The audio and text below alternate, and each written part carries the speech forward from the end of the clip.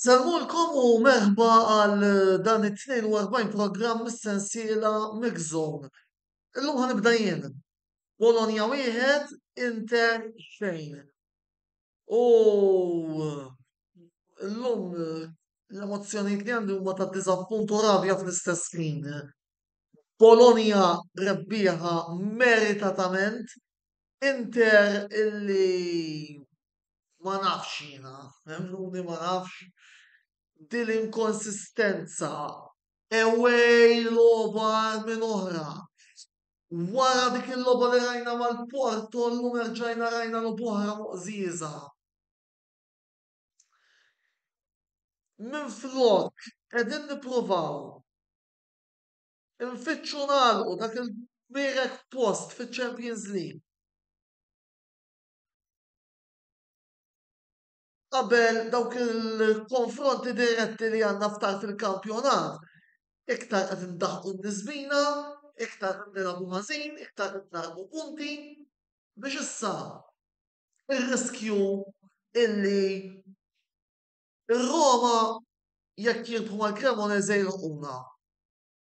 U jekk il-Milan tirbaħ mal-Atalanta tilħaqna wkoll hemm qiegħed, vuol jiena ma nafx u m'hemmx dak u ieħor ta' Inzaghi u t-tim. Daw ma nafx, hemm problema kbira ta' mentalità illi ma nafx, emnuni. Bologna llum litteralment irridikolawna. Ma jfissirx li ma kienx hemm ċansijiet, imma vera kienu ftit. Hija l-Bologna kienu aħjar minna tista' tgħid tul id-90 minuta. Rebħa meritatissima ma nafx. Jiena personalment ninkwieta ħafna meta nibqa' nara dawn l-inkonsistenzi speċjalment lilin mill-mejazza il għaliex jafu jiswewna qares. Onestament, it-tim tal-Inter qed nistħajlu. Dis-sena dak iċ-ċiklista illi meta jkollok xi klassika bħal Milano Sanremo bħal Pariġi Roubaix se jirbaħilek qed nirreferu għan-knockouts. U mbagħad jiġu dawk li jsejħulhom il-corsa tappe bħal Giro d'Italja, bħal Tour de France u bħal Vuelta u jibda jistekkalek. Ma nafx. Jiġifieri. Ejja ngħidu wkoll li forsi l-gowl ta' Barrow kellu jitħazzar minħabba illi Dominguez kien offside imma stillu. Illum kollha kienu resistenti u inutli jiġi Lautaro Martinez jiskuża ruħu wara l-logħba. Ma nistgħux infallu iżjed punti. Ma tantx għandi xi ngħid. Fil-notajtu. Fuq l-azzjoni tal-gowl. L-Inter Club Malta wara l-logħba kien hemm waħħal f'Dambrosio. Okej, forsi Danilo għandu tort, imma ejja ma ninsewx dak ix-xort pass li ta' Onana, dak ix-xort pass kien. Sa fin il-go kicks ma jingħatawx passaġġi qosra, daqqu l-fuq. Vuol illum Onana għandu tort ukoll. Fl-azzjoni tal-go, mhux inbilli qed inwaħħlu f'Dambrosio u oħra taqla attakkant biex itnaħħal lil Carboni. Għalfejn faqna 12 miljun fuq Aslani. Fatt qed nara wkoll nfakkarkom min irid jikkumment fuq dak li qed ngħid tistgħu tagħmlu dan. Fil-fatt Petri Kattart qed jgħidilna u jekk nibqgħu f'dis-sitwazzjoni attwali Suning President fi kliem ieħor mu ħanaslu mkien. U r-riżultati bħal tal-lum s-sena d-dieħla jsiru normali. Anzi, sawatu żar bis-sitwazzjoni li hemm. Patrick, jiddependi ser jiġri dil-ġimgħa. Dil-ġimgħa suppost għandu jissemma investitur Amerikan. Issa naraw ser jiġri, biss still. Mijiet fil-mentalità tista' qed nilagħbu dan il-kampjonat tiegħu. U anke ġej bdejt nisma' l-Inzaghi out. Jien onestament fuq Inzaghi ma rridx nitkellem qabel Mejju. Imma again, jekk ħanibqgħu b'suning president mingħajr qasaxja ta' lejla li laqqas dan it-tab ta' dan il-fluxkun tal-ilma ma naffordjaw. Min ġej? Min ġej biex joqgħod jilgħab bi players ta' free transfer? Min ġej? Għax jiena ma nafx. Jalla l-ġid dawn Amerikani, qed jgħidilna Patrick. Ma nafx. Li użguru li hemm bżonn issir xi ħaġa fl-immedjat sew fil-kamp soċjetarju kif ukoll fil-kamp ta' players u coach għaliex we're going nowhere. Issa nhar il-ħadd imisna mal-Lecce f'San Siro, forsi ir-rota terġa' ddur imma still f'San Siro qed nilagħbu tajjeb, barra minn San Siro le. U dik qed tinkwitani.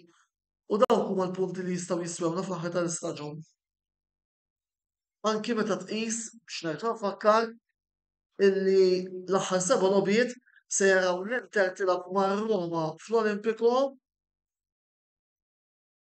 u mbagħad barra minn darna rridu nilagħbu wkoll mal-Verona u mat-Torino. U rridu ninżlu għand iċ-champions Napoli. Filwaqt li f'San Siro irridu jiġu l-Lazio, l-Atalanta u s-Sassuolo illi lilna ġo Milan dejjem ibiċċruna. Voldiri għandna prattikament 4 konfronti diretti. Verona li jkunu għadhom qed jiġġieldu biex ma jaqgħux. Torino forsi jkunu għadhom qed jiġġieldu għall-Ewropa u s-Sassuolo li nafu l-kedet illi ituna ġewwa San Siro. Jiġifieri il-punti iridu jittieħdu hemmhekk la maħniex qed naħsnu l-affarijiet issa. Inzaghi għar se tagħmel. Boys il-players jaraw se jagħmlu, Suning naraw x'ħan nagħmlu wkoll. Fil-fatt Kevin Ġerada qed jirrimarka li San Siro mhux bunker tlifna ma' Roma u Empoli. Voldiri hemm aħna Kevin. Qed tgħidha inti stess illi anki f'San Siro fallejna l-punti. U din taftot ħafna, speċjalment fil-lat ta' dawn is-7 konfronti illi għandna fl-aħħar tal-istaġun. Daniel Mallija taqbel Lukaku kontu 8 miljuni paga iżjed minn Martinez u Barella, Lukaku s'issa ma tantx renda daqs kemm stennejna, però llum ħadd ma kien tajjeb Daniel, la Lukaku, la Martinez, la Mkhitaryan, ħadd ma kien tajjeb. La Darmian, parentesi fuq Darmian. Dumfries iktar milli Darmian. Ieħor li ma nafx. Dis-sena Dumfries qed tiddiżappunta bi kbir. Kważi kważi aħjar jibqa' jilgħab Darmian hemmhekk. U fil-fema tiegħi jekk Skriniar weġġa' ma kontx nilgħab il-Darmian jew l-D'Ambrosio. Kont nibda Acerbi, De Vrij, Bastoni jiena. Jiddispjaċini din l-intennija Darmian mhuwiex kemm difensur ċentrali, D'Ambrosio mhux difensur ċentrali. Waqt 2 laterali. U ma nistgħux nilagħbuhom fir-roli ta' 3 ta' wara. La bħala braċċetti u lanqas bħala ċentrali. Għax għalija qed jilagħbu out of place hemmhekk. Jiddispjaċini. Voldiri, Patrick Attard, Dumfries meta ċerta ħajtlaq u sigur li issa ma qabad ċart. Wieħed mid-diżappunti ta' dan l-istaġun. Fil-fema tiegħi llum kellu jistrieħ Mkhitaryan u mhux Barella, konferma ta' kemm Inzaghi għaffeċ il-formazzjoni, apparti li għaffeċ is-sostituzzjonijiet, Voldieri u una gara da dimenticare Bologna stregata għal darb'oħra u nispera illi mal-Lecce u fuq kollox iż-żewġ logħbiet ta' wara li ħajkunu barra minn darna mal-Ispezja u mal-Porto ma narax iżjed Udini u Frejjeġ il għaliex ħankomplu nikkompromettu l-affarijiet iktar milli diġà huma kompromessi fil-fema tiegħi u ma rridux ninsew illi il-kwalifikazzjoni fiċ-Champions League hija essenzjali għall-finanzi tal-Inter, għall-finanzi prekarji tal-Inter. Għax dik taf tkun id-differenza bejn jitilquna żewġ top players u jitilquna tlieta. Kif qiegħed nipproġetta jekk jibqa' Soning President u ma nitlu Champions League. Jiġifieri jaqblena nqogħdu attenti għax it's not looking good. Totally not looking good. U għalissa jien naħseb illi dak li kelli xi ngħid qedtu. Immorru għal waqfa qasira ta' riklami u mbagħad se ngħaddikom ma' bniedem illi llum huwa ferħan ħafna qed nirreferi għal Jude Kawki illi wkoll Manchester United rebħu il-Carling Cup u ippermettuli illi sew bħala Antonello fil-lat personali kif ukoll bħala editur tal-Kamra Sportiva nifraħ lil Manchester United tas-suċċess miksub fil-Tazza Carabao, suċċess mistħoq u nemmen illi mhux ħajkun l-aħħar wieħed. Illum kont tkun preżenti għal-logħba fil-Manchester United Supporters Club Malta u nista' nissigurakom illi l-entużjażmu kien wieħed kbir sew waqt il-logħba, sew qabel il-logħba u kif tistgħu timmaġinaw wara l-logħba. Grazzi wkoll il-Nobel Muscat li qed jinformana illi Milan fetħu l-iskor permezz ta' Theo Hernandez. Mela, mmorru reklami, komplu segwu lil-ġum issa u ħalli nisimgħu il-kummenti tiegħu. Inkazzati ma sempre innamorati nel bene e nel male tifjamo sempre per l-internazzjonali. Ħudu ħsieb.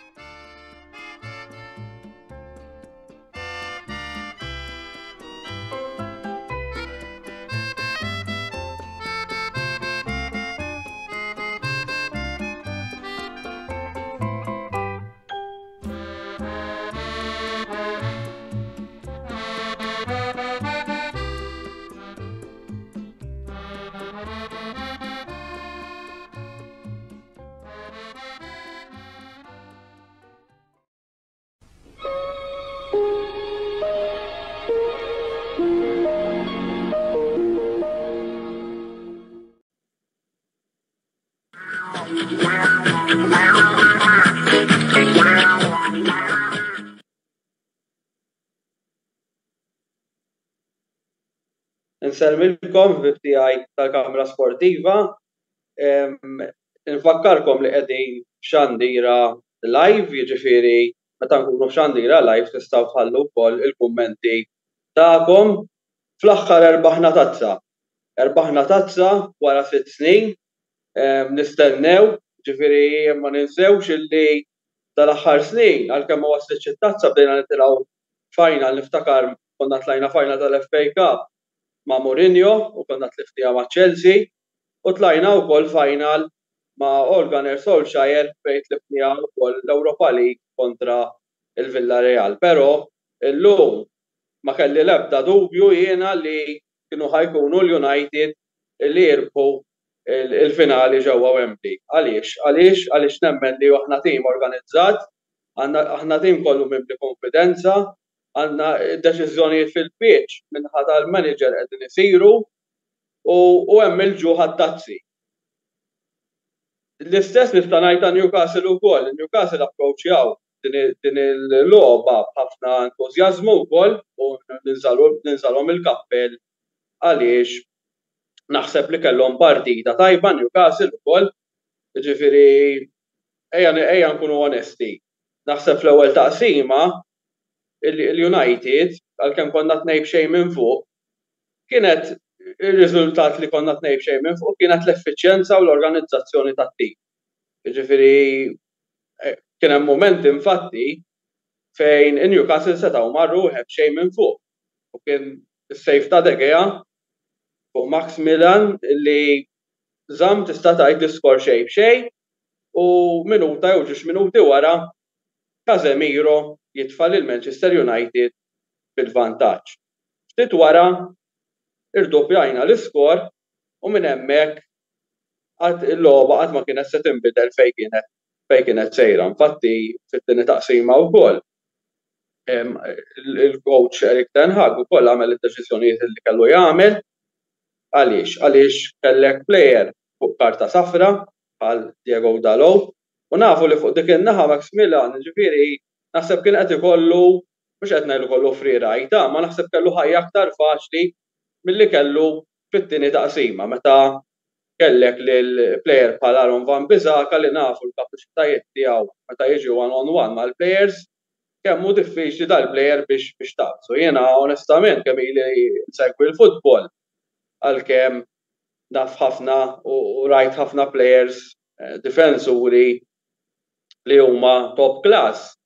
Ftit rajt plejers fullbacks bħalu illi huma daqshekk diffiċli biex taqbishom. U minn hemmhekk naħseb illi hemmhekk kellu ħajja ħafna aktar diffiċli il-plejer ta' Newcastle. Barra minn hekk ħareġ ukoll il-kollettiv illum, ġifieri ħareġ il-kollettiv għaliex it-tim iddefenda bħala tim, ġifieri ma tistax tgħid għax Varane biss eżempju kien tajjeb, jew kien tajjeb Luke Shaw biss jew kien tajjeb Martinez, kienu kollha tajbin illum rajthom jiena bħala tim jiddefendu fil-kollettiv, speċjalment fit-tieni taqsima illi l-organizzazzjoni u l-effiċjenza plus it-team spirit li hemm għaliex meta inti għandek team spirit qawwi fit-tim turi illi it-tim hemmhekk kulħadd ħajaħdem għal kulħadd. Hemmhekk serħet li moħħi li dik il-logħba qatt ma l-United qatt ma kienu ħajtilfuha. Infatti qatt ma kont qed tinkwieta li Newcastle għalkemm pruvaw u għamlu minn kollox, qatt ma kelli dubju li Newcastle kienu ser jiskurjaw. Anzi kien hemm imbagħad momenti wkoll fejn il-Manchester United setgħu wkoll sfruttaw momenti aħjar fit-tieni taqsima fejn seta' l-iskor kien ikbar. Però naħseb kien ikun kiefer ħafna mbagħad fuq it-tim ta' Newcastle li kieku l-iskor kien ikbar. Konċedalment l-iskor huwa l-arġa l-istess kif kien fin-1999, ġifieri meta rbaħna it-treble konna rbaħna lil Newcastle l-iskor ta' 2-0 u dik is-sena il-United ukoll marru biex jerbħu treble dis-sena it-treble kif rbaħna fin-1999 ma nistgħux nagħmlu għaliex maħniex qegħdin fil-Champions League.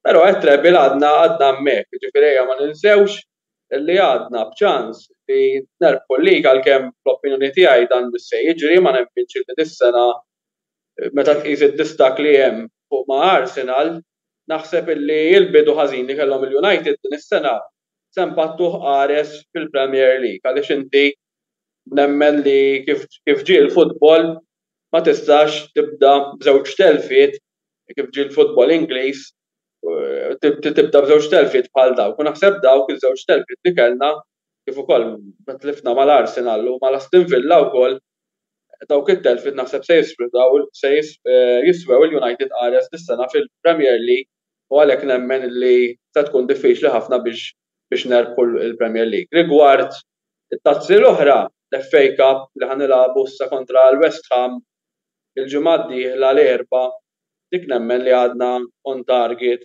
fiha, ovvjament dejjem wieħed irid jara kif tiġi l-polza wkoll Jiena dejjem ngħid meta tiġi home qatt m'għandek tgerger anke jekk ma tiġi ma' tim tal-Premier ma' tim naqra qiebes imma l-fatt li tiġi home huwa vantaġġ kbir u nemmen li huwa vantaġġ kbir li ħanilagħbu kontra l-West Ham home u mhux away u looking forward ħafna għal dik il-partita.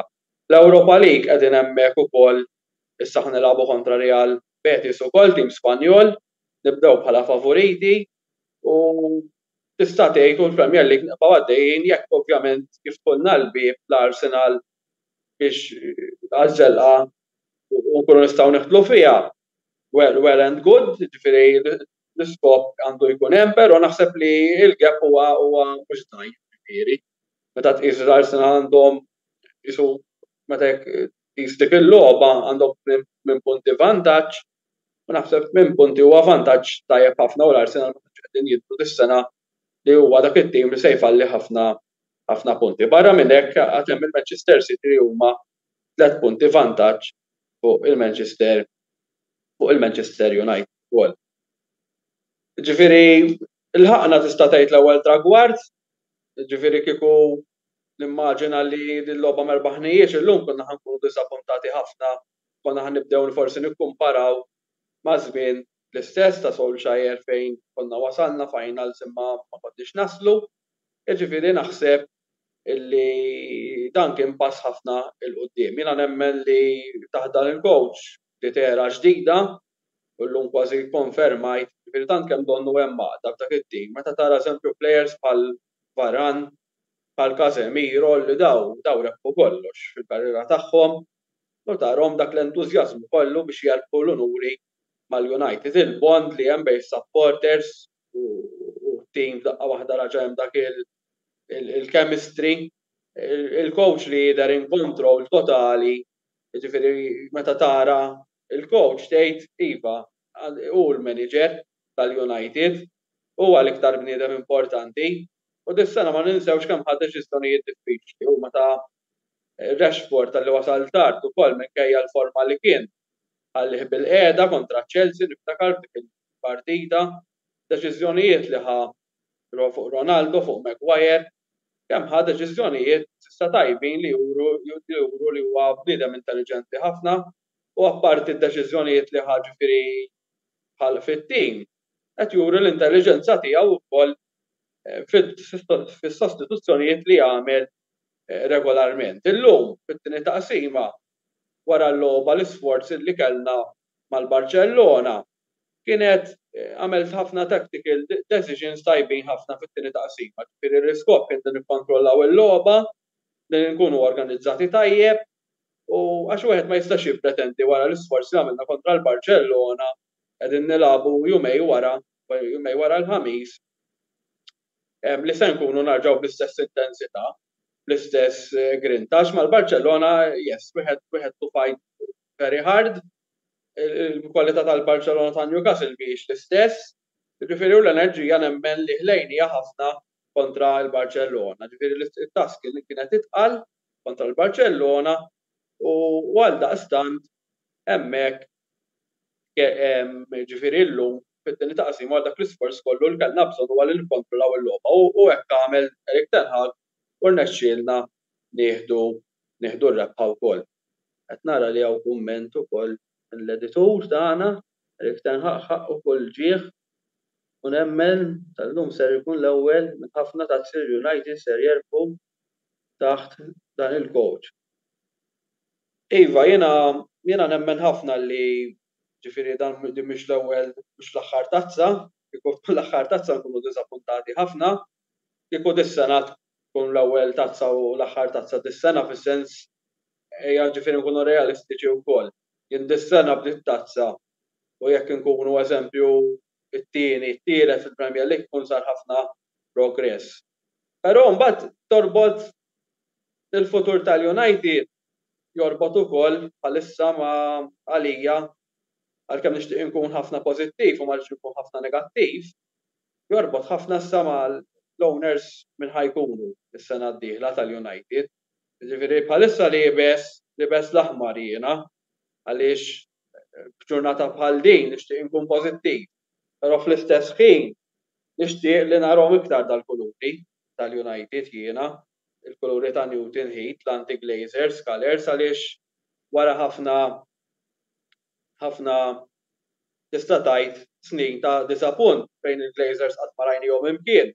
Illum fett lilna rajni hemmhekk lil Avram Glazer u naħseb qegħdin niġu ingannati aħna bħala supporters bħalissa mill-owners tal-United, mill-Glazers.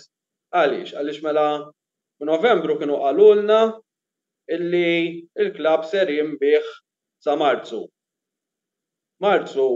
Illum konsideralment fil-Financial Times ħareġ illi il-Glazers m'għandhomx għaġla sabiex ibijaw il-klabb. Ġifieri qishom il-verżjonijiet qed jibdew jippruvaw jinbidlu, daqqa waħda qishom qed jippruvaw jagħtu l-impressjoni illi il-klabb huwa l-qalbhom meta nafu l-klabb f'liema stat ħalluh. Ġifieri għalkemm taħt Ferguson ir-riżultati kienu jaslu tazzi ħaddihom, però waslu għaliex kien hemm struttura tajba ta' Ferguson u nafu l-influenza li kellu Ferguson fil-klabb. Però bħala infrastruttura fil-klabb meta tikkompara l-Manchester United ma' klabb oħrajn, il-Glazers ħallew il-klabb f'dan l-istat. U f'daqqa waħda jridu jgħidulna li għandhom għal qalbhom il-klabb tal-United, għandhom għal qalbhom butom u bħalissa l-iskop tagħhom jiena nemmen li qegħdin jippruvaw jgħidu isma' l-klabb forsi mhux għalbejn biex jippruvaw iġibu kemm jista' jkun offerti aħjar milli ġabu bħalissa. Ġifieri nafu li hemm interess qawwi minn Sir Jim Ratcliffe kif ukoll mill-Qatar u nemmen li qed jibdew jippruvaw il-Glazers iġibu offerta aħjar minn hemmhekk u jekk forsi ma jġibux dak li jridu lesti li jħallu lill-klabb fid-dejn kif dejjem ħallew. Ġifieri jiena nemmen li bħala supporters għandna nibqgħu anti-Glazers għaliex din hija smoke screen biss konċidalment anke li ħarġet illum fil-Financial Times, ġifieri nibda ngħid kombinazzjoni ħarġet illum għax ġurnata daqshekk importanti fejn ħadd ma ħajqgħod jitkellem fuqha għax hija l-ġurnata tal-final tal-United. Jiena naħseb li jista' jkun li ċertu affarijiet ikunu saru bl-iskop. Ġifieri hawn min jaħseb forsi li l-klabb jibqa' jerbaħ kuntenti bil-Glazers. Jiena naħseb li l-United jixraqilhom owners aħjar u jixraqilhom owners lesti jinvestu fil-klabb minn kull aspett. Ġifieri.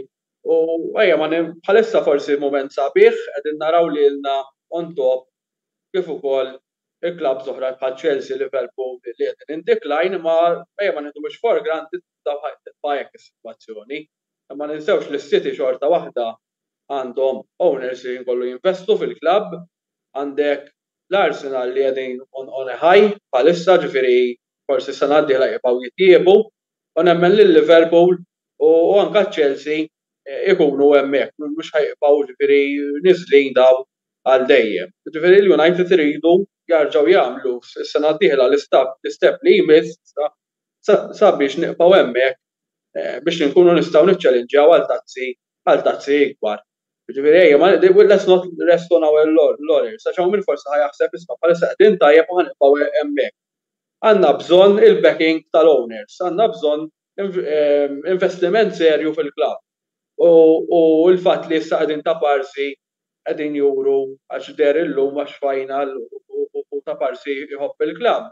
Jiena dawn l-affarijiet ma nemminx fihom u aħna bħala support nibqgħu nsemmew leħinna f'dan rigward. Imma insomma fuq il-Glazers qatt naħseb biżżejjed f'ġurnata bħal din ukoll ċelebraw nagħtu pjaċir bil-suċċess li għamilna u jalla jkomplu nibdu l-istaġun fuq din il-logħba ħatina konfidenza lit-tim lill-manager ħadd iktar security fil-ġob, ħadd iktar awtorità fuq it-tim u ħadd iktar konfidenza t-tim biex issa nibqgħu għaddejjin fit-tragwardi li għandna għal din is-sena.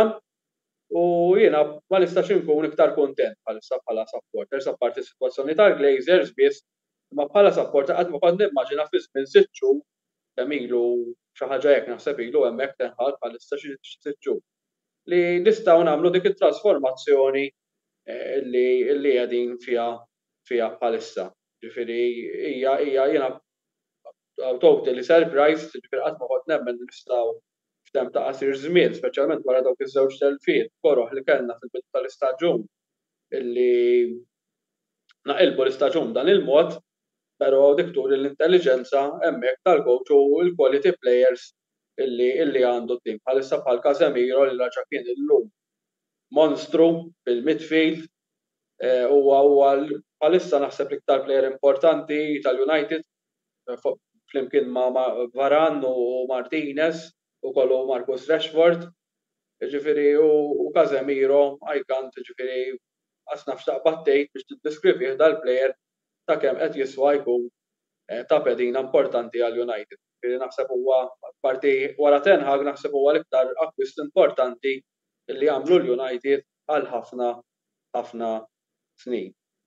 Rigward illum, as-such m'għandix iktar xi nżid, ġifieri llum apparti erbaħna ġifieri xi ħaġa li match li erbaħna 67 tazza illum ukoll, ġifieri konna ilna ma ngħidu li erbaħna tazza, ġifieri u jalla nibqgħu nibnu fuq dan is-suċċess. Ejja nibqgħu United bħala tim importanti li ma jkunx hemm dawk il-peak li rajna fis-snin ta' qabel għaliex bil-pika ma tasal imkien u importanti team cohesion jibqa' hemmhekk u jekk ikollna dat team cohesion jekk jkollu l-awtorità li qed ikollu Erik Ten Hag dan il-klabb and ukoll b'new owners hopefully dan il-klabb jista' jerbaħ jerġa' l-numri l-kbar illi jixraqlu u jixraqilhom is-supporters tal-United ta' kemm baqa' wara l-klabb anke f'dawn il-mumenti diffiċli. Nagħlaq dan il-video billi nirringrazzja l-sponsors ta' dan il-programm li huwa The Barber Room u wkoll infakkar illi għada se jirritorna wkoll il-programm fid-9 se jirritorna il-programm għada fid-9 fejn se jkollna tkellimna il-ħabib tagħna ċumba il-Milan kontra Atalanta kif ukoll il-Kopajt. Il-Kopajt se jkun qed ikellimna fuq il-logħba ta' Liverpool kontra Crystal Palace. Logħba li ma tantx naħseb kienet daqshekk feliċi għas-supporters ta' Liverpool, ġifieri jiena nikkompatih naqra lill-ħabib tagħna il-Kopajt għaliex aħna għaddejna minn dawn is-sitwazzjonijiet ukoll l-aħħar snin fejn huma kienu on top jew kważi on top għax kien hemm Manchester City li qegħdin jarbu ħafna il-leagues ukoll, però Liverpool kienu f'mumenti tajbin ħafna u aħna konna wkoll nisnu dawn il-mumenti li meta niġu għal dawn it-tip ta' logħbiet konna nafu x'se nistennew. Bħalissa qishom il-Liverpool għaddejjin mill-istess sitwazzjoni li għaddejna il-United fl-aħħar snin. Ma nfakkar ukoll li dan il-programm ukoll se jkun ukoll fuq YouTube ukoll. Nirringrazzjakom talli segwejtu dan il-programm u kif jgħidu t-Taljani alla prossima. Grazzi u l-lejl it-tajjeb.